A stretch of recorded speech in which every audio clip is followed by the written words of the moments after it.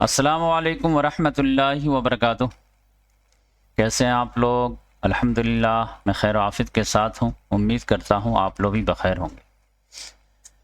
आज कोई अहम खबर नहीं है, बस ईरान और अमेरिका के ताल्लुक से है। ये दुनिया की सबसे बड़ी खबर है अगर जंग हो जाती है तो, और अगर जंग नहीं होती है तो ये भी बहुत इत्मीनान की खबर है। इसके ताल्लुक से जो लेटेस्ट डेवलपमेंट है तो वो मैं आपसे शेयर कर देता हूँ। गज़ा पे इजराइल ने फिर बमबारी कर दिया। ये दो बड़ी खबरें हैं, बकिया तो आज कुछ इस तरह की खबरें नहीं हैं। तो ईरान के ताल्लुक से बात जो है, रात में तो बात ऐसी चल रही थी कि अमेरिका ने कहा है कि जो है कई बात ये शराइत हैं, यानी न्यूक्लियर डील के ताल्लुक से कि एटम बम नहीं बनाओगे, मिसाइल प्रोग्राम को लिमिट करोगे, प्रॉक्सीज को मदद नहीं करोगे, ये सारी चीज़ें। और ये कबूल है तो ठीक है, नहीं तो लीव इट, टेक इट और लीव इट। तो फिर ईरान ने कहा कि हमें मंजूर नहीं है तो नथिंग वाला ही चलेगा। तो फिर अमेरिका ने कहा जंग तो जंग तो जंग। तो इस तरह की बात आ गई। लेकिन अभी मैं लेटेस्ट में फिर सोचा कि वीडियो बनाने से पहले एक मरतबा देख लेता हूँ। तो अभी अल जज़ीरा वगैरह में आ रहा है कि नहीं, इन लोगों के जो है वो मुलाकातें होंगी और ओमान में इस बार जो है ये लोग बैठेंगे और मीडिएटर भी रहेंगे और ये सारे शराइत पे भी बात होगी। तो देखिए हर लम्हे जो है न्यूज़ बदलती रहती है। और गज़ा में जो है 23 लोगों को शहीद कर दिया है। अब बहाना बनाया कि उधर से हमारे एक फौजी को ज़ख्मी कर दिया गया उसके बदले में। अब कोई भी बहाना लगा सकता है, झूठ सच उसके लिए तो कोई ये है ही नहीं। तो यही तो खबर है, तो मैं आप लोगों को दिखा देता हूँ। ये देखिए, after barrage of threats US and Iran set to hold talks on Friday.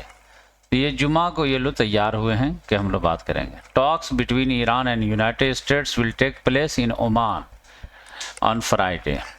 Mediator from Qatar, Turkey and Egypt have presented Iran and the US with a framework of a key principles to be discussion in the talks. Two sources have Al Jazeera.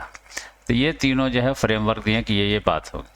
The talks comes as the region braces for a potential US attack on Iran after US President Donald Trump ordered force a mass in the Arabian Sea following a violent crackdown by Iran on protesters last month. तो यही बात है।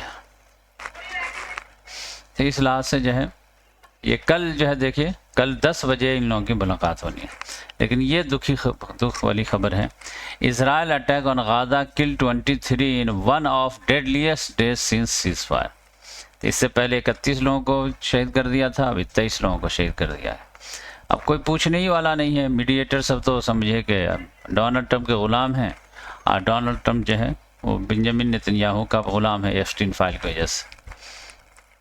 ये और ये देखिए यहाँ पे जो है बांग्लादेश में इलेक्शन की तैयारी ज़ोरों शोर से है। तो इस बार उम्मीद है कि फ्री एंड फेयर इलेक्शन होगा और कौन जीतता है ये देखने की बात होगी। तो शेख हसीना भी पूरा जो है इंडिया से बैठ के ही पूरा ताकत लगा रही है, लेकिन उसकी पार्टी को इस बार जो इलेक्शन लड़ने ही की इजाज़त नहीं है। तो समझ जाइए कि इनफरादी लिहाज से वो लोग जो है लड़ेंगे, लेकिन कितना कामयाब होते हैं। तो ज़्यादा चांस जो है वो समझिए कि उसी के हैं,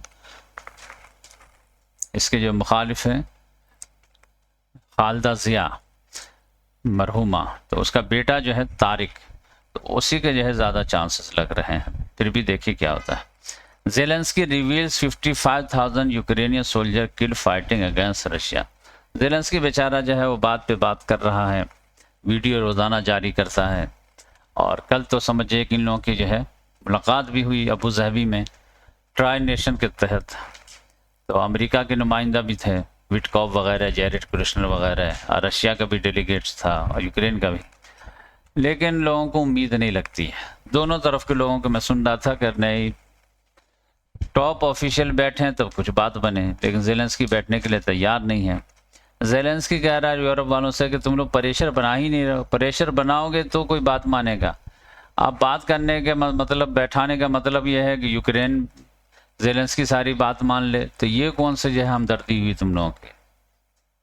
यानी अगर हमदर्दी पीस जाते हो तो दबाव डालो ना उस पर ताकत के ज़रिए से, तो तुम लोग दबाव डालते ही नहीं हो, तभी देखिए क्या होता है।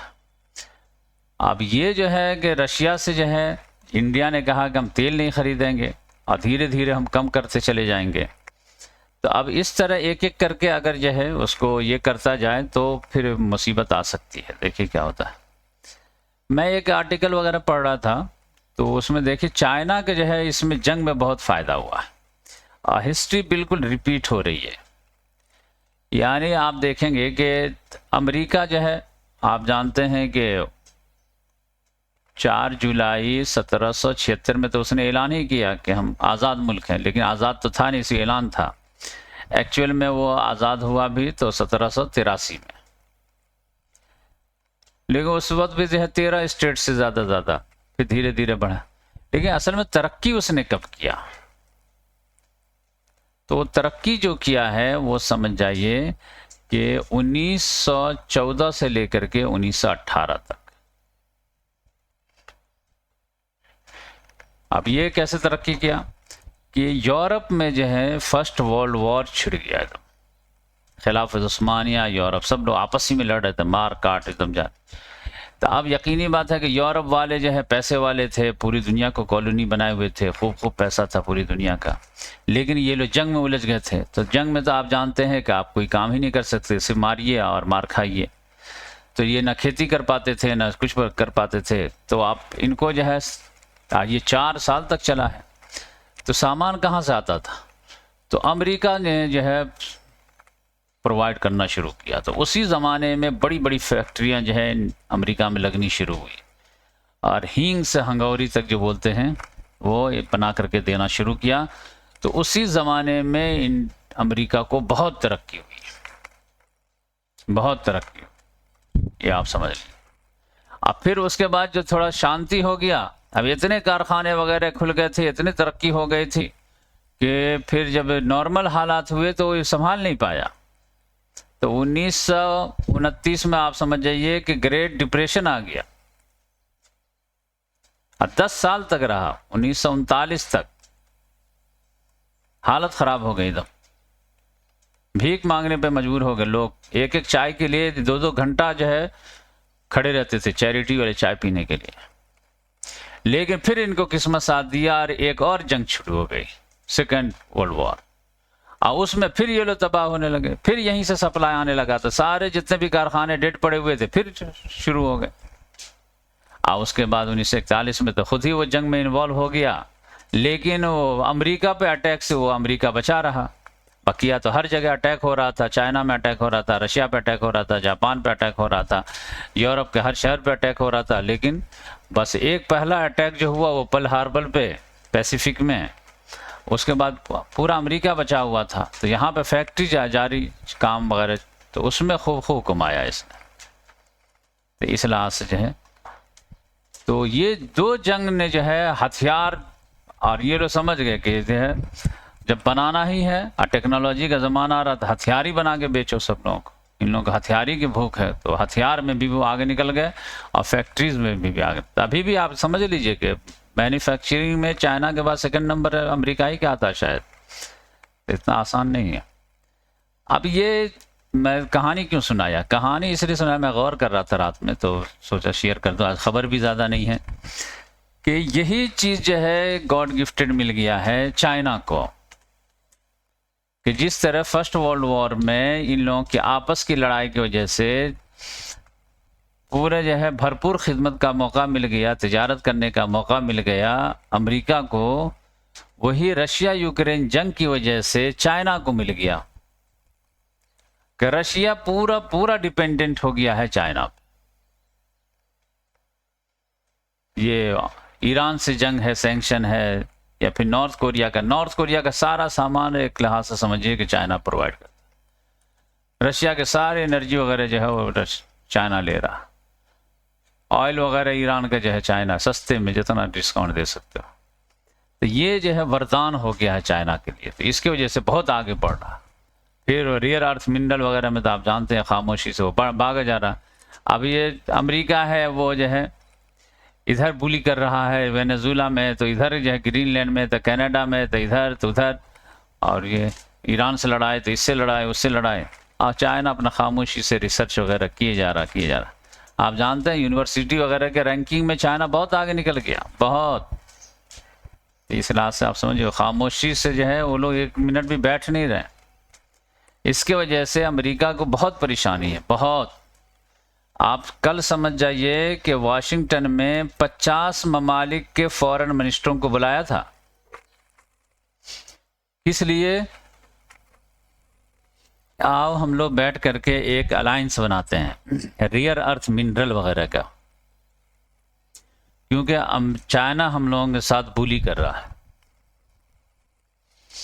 तो वाकई में सब लोग मौजूद थे, एस जयशंकर साहब भी गए थे, यानी G7 के जो है 7 ममालिक के लोग थे G7 के, फिर यूरोपियन यूनियन वाले सब थे, फिर जो है ऑस्ट्रेलिया, न्यूजीलैंड, इंडिया, ये सब को जो लाइक माइंडेड कंट्री है कि रियर अर्थ मिनरल में जो है हम लोग मिलजुल करके अलायंस बनाएंगे और आपसी में ट्रेड वगैरह किया करेंगे और चाइना के धौंस में नहीं आएंगे। चाइना ठीक है 60% कंट्रोल करता है, लेकिन 40% तो हम लोगों के पास है ना, तो मिलजुल करके करते हैं। तो इस लेवल के जो है हालत ख़राब है।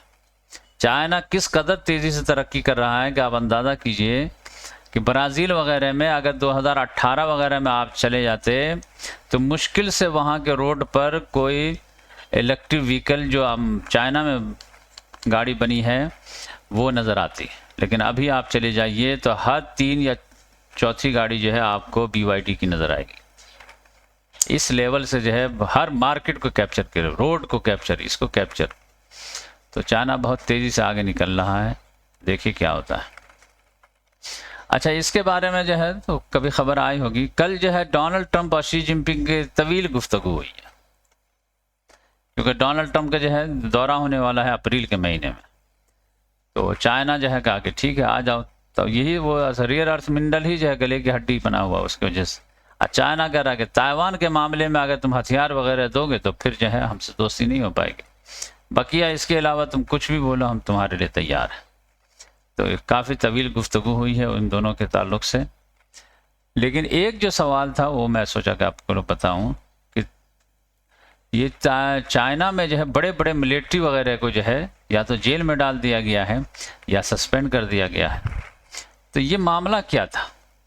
तो बहुत सारे मीडिया वाले, खास इंडिया वगैरह में तो यही कहा जा रहा है कि जो है करप्शन बहुत हो गया था, न्यूक्लियर मामला जो लीक कर दिया था, यानी अमेरिका के लिए वो लोग जो है बिक गए थे और ये किए थे, तो उनको पता चला तो हटा दिया गया, ये किया गया वो किया गया। एक थ्योरी तो ये है कि करप्शन की वजह से हटाया गया, लेकिन ये बड़े पैमाने पे किया गया है। लेकिन मैं एक दूसरी थ्योरी भी पढ़ रहा था तो उसमें ये है कि नहीं है, ये बात नहीं है, करप्शन वाला मामला नहीं है। शी जिनपिंग ने उन लोगों को हटा दिया है जो ताइवान पर हमला के लिए एग्रेसिव गेस्चर नहीं दिखाते, क्योंकि ख्वाहिश तो शी जिनपिंग की है कि जो कल हो सो आज हो और हमारी लाइफ में हो जाए। लेकिन अब असल लड़ना जो है प्लानिंग तो रिपोर्ट तो वही देंगे ना, मिलिट्री वाले देंगे। अब वो उसमें जो है वो सुस्ती दिखाते थे, अभी नहीं 27 में, 27 नहीं 28 में, अभी ये नहीं है वो नहीं। तो शी जिनपिंग को गुस्सा आ गया कि तुम लोग से होगा ही नहीं, तो हट हो जाए, दूसरे को लाते हैं। जैसे अभी आप देखें ना ईरान में भी जो है अभी कितना एग्रेसिव मतलब ईरान बना हुआ है, यानी खुद अमेरिका के जो है बहरी बेड़ा के बाद जाके छेड़छाड़ करते रहते, वो लगता है कि वो खुद चाहते कि जंग हो जाए। तो अब ये चेंजेस कैसे आ गया? चेंजेस वही आ गया कि वो जो जून के महीने में जो भारत की जंग हुई और पहले ही अटैक में जो बड़े बड़े जनरल को मार दिया, तो वो सब जो है पैसिव नेचर के थे, डॉव्स टाइप के थे। अब जो नई की आदत आई है मिलिट्री में वो हॉक्स टाइप की है, लड़ने के लिए जो है एकदम बेचैन है। तो इस लिहाज से यहाँ पर आपको जो है एटीट्यूड में फ़र्क नज़र आ रहा होगा।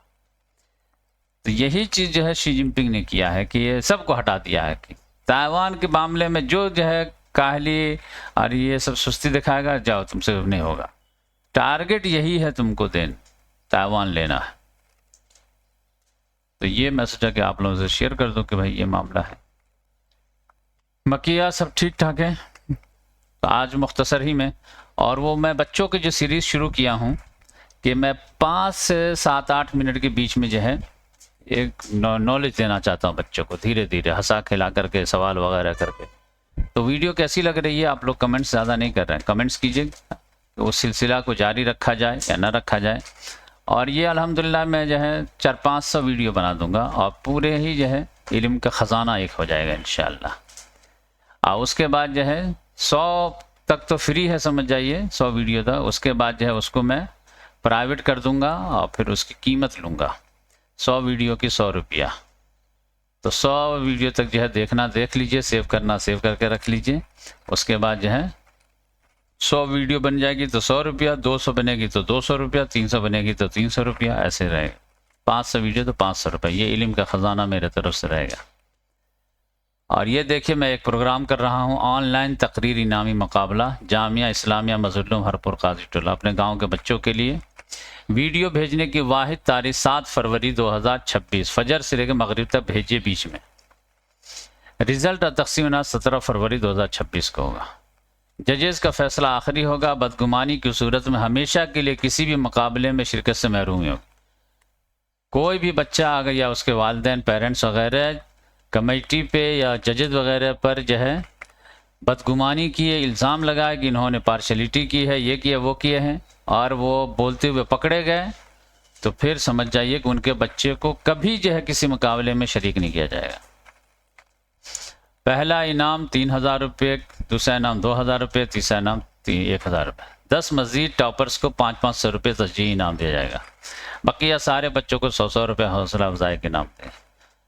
और इनामात देना चाहते तो रब्ता करें इस नंबर पर। लेकिन ये मेरे गांव वालों के लिए है, ये सिर्फ मैं आप लोगों को बताया कि इस तरह का आप भी प्रोग्राम कर सकते हैं अपने अपने गांव वालों के लिए। कहीं पे भी आप बैठे हुए हैं, आप गांव वालों के लिए कर दीजिए ऐसा प्रोग्राम। और मैं तो क्विज़ वगैरह भी खिलाता हूँ गांव वालों को, तो आप लोग भी चाहते हैं कि इस तरह का प्रोग्राम करूँ तो आप लोगों के लिए भी कर सकता हूँ। यानी जो मेरे ये हैं स्टूडेंट हैं ग्रुप जो है, तो आपके लिए बच्चों के लिए मैं तकरीरी मुकाबला भी करवा सकता हूँ और आपके लिए बच्चों के लिए मैं जो है क्विज़ भी खिला सकता हूँ। बाकी आपके बच्चों के लिए वीडियो बना ही रहा हूँ, तो इंशाल्लाह वो भरपूर उनको जो है फ़ायदा पहुँचेगा। जज़ाकल्लाह। अब वो जो मैं बोला हूँ कि वो वीडियो 100 वीडियो के 100 रुपये रहेगा, वो जो स्टूडेंट हैं उनके लिए फ्री रहेगा, बकिया लोगों के लिए जो स्टूडेंट नहीं है उनके लिए रहेगा वो। जज़ाकल्लाह।